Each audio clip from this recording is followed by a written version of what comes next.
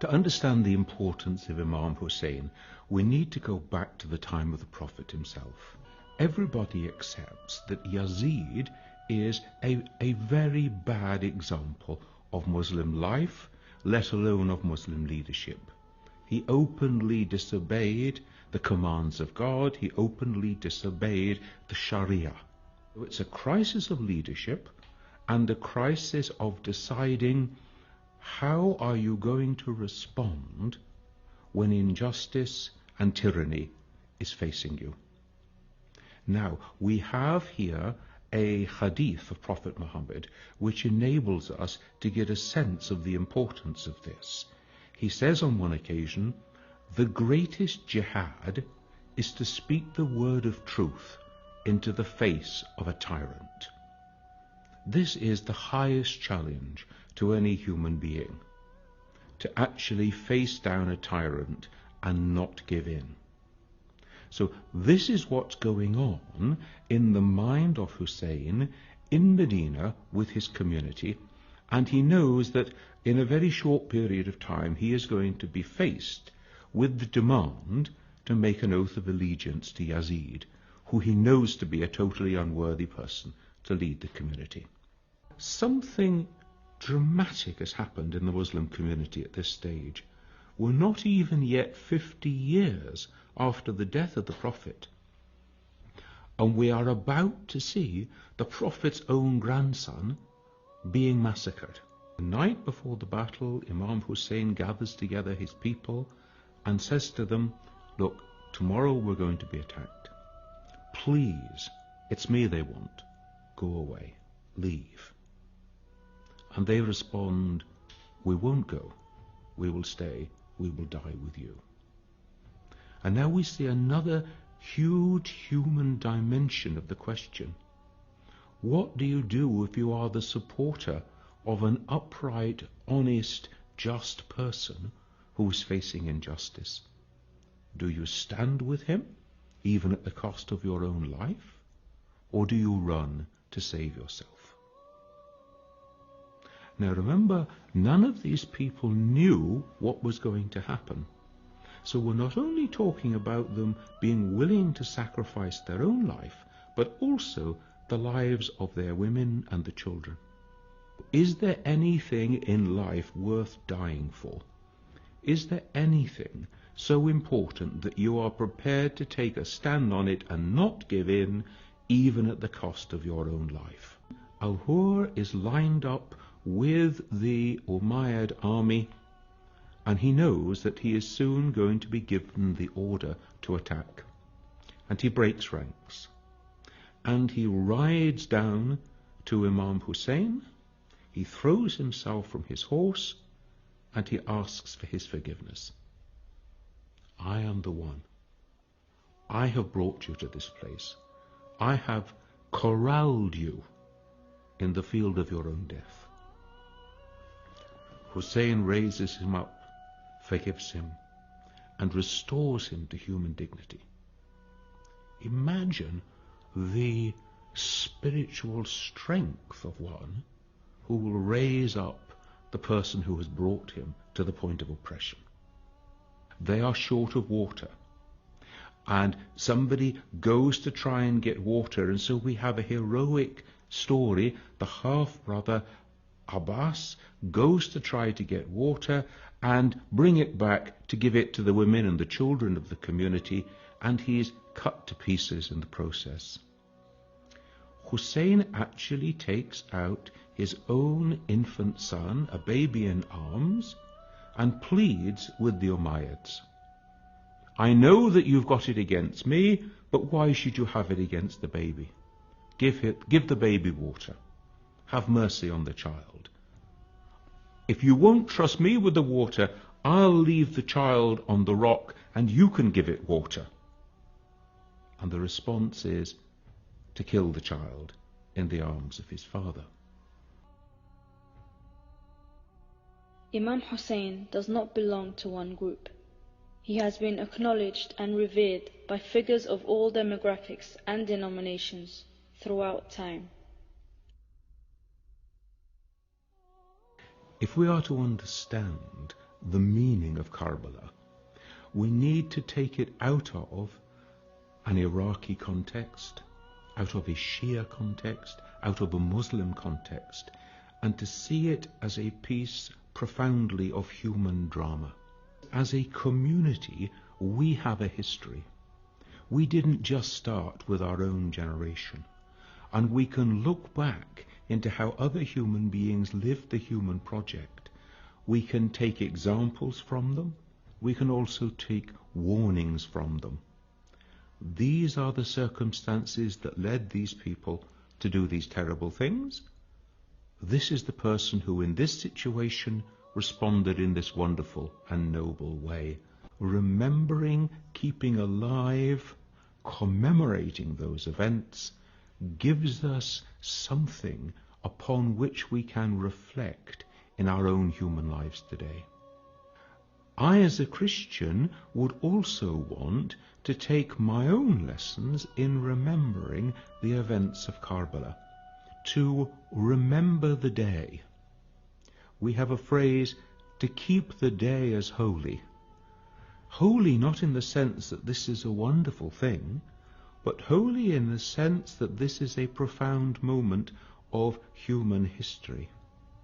And then to remember the events, to keep them alive. The word remember doesn't just mean, oh, I recall the facts. It means, in a sense, remembering them, reliving them. They live on in my life and memory. And so I am reflecting then, what do those events mean for me today, and how do they speak to my human condition? I think the second thing is that Imam Hussein is called the Prince of Martyrs. And as the Prince of Martyrs, he gives an example to every human being of total surrender, total submission to the will of God. Because the martyr is one who makes the total surrender of their life to God. Even my very existence is in your hands. If it be your will, I will accept death at the hand of the enemy. And this reminds us of the human need to surrender all to God, to acknowledge that we are the servants of God, that our lives do not belong to us, they belong to God. And if it should please God that I should die at this time in this way, who am I to complain? Who am I to say to God, I know better?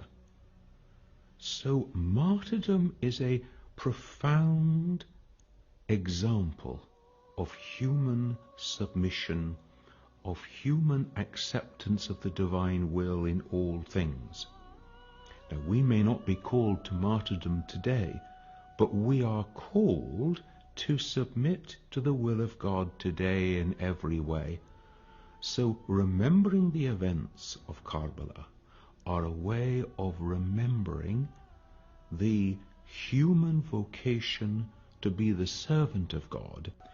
What I find so attractive about the life of Imam Hussein is the many dimensions of his life, even just in these few days leading up to Karbala itself. We see some remarkably virtuous aspects of the life of Hussein.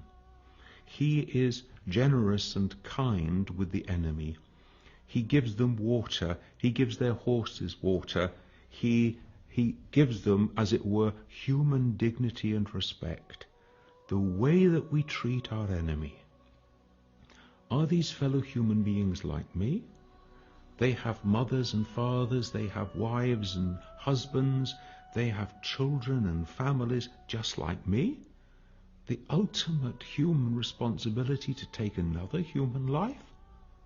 Another great thing that I take from the story of Hussein is his courage. It's easy to talk, but when you're actually waking up to face the field of battle, facing certain death, facing an uncertain future for the ones that you love, for your wives and the children of those who stand with you, It takes courage to stand your ground. And human courage is a very important part of the dignity of being human, in small things and in great. Was the enemy, and the battle was going backwards and forwards. The two of them were fighting together, and eventually Ali overpowers him, has him on the floor, and is just about to kill him. And his enemy from the floor spits into his face. And Ali puts away his sword and walks away. And his own supporters, they say, "What are you doing? You had him. He was on the floor. He was in your hands. One stroke and you would have killed him." And Ali responds, "And I would have done if I could have delivered that stroke before he spat in my face.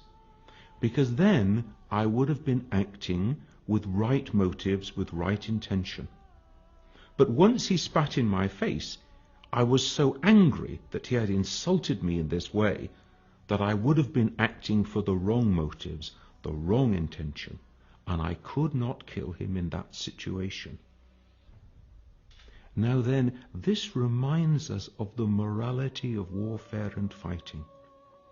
It reminds us of how you treat your enemies when they are captive, and we see the way in which the women and children of the field of Karbala were treated with inhumanity, with disrespect, without human dignity. Is that an appropriate way to treat another human being, just because they are your prisoner?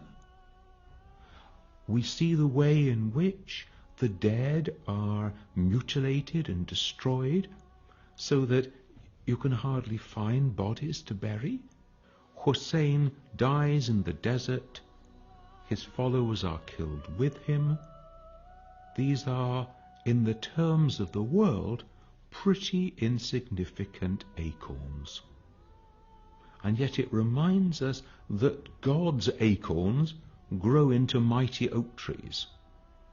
Because here we are 2,000 years after the time of Jesus, 1,400 years after the time of Hussein, and we remember them, and they are examples to us still, and their names live on in the lives of their followers in ways that they could not possibly have imagined. And it reminds us then, in our life of faith, what matters is not the impact that we have, how can we measure it, but how faithful are we to what God calls us to do and to plant, in the trust that the acorn that we plant today, however small it may be, in God's good grace and in God's good time, can grow into a mighty oak. This is the life of faith.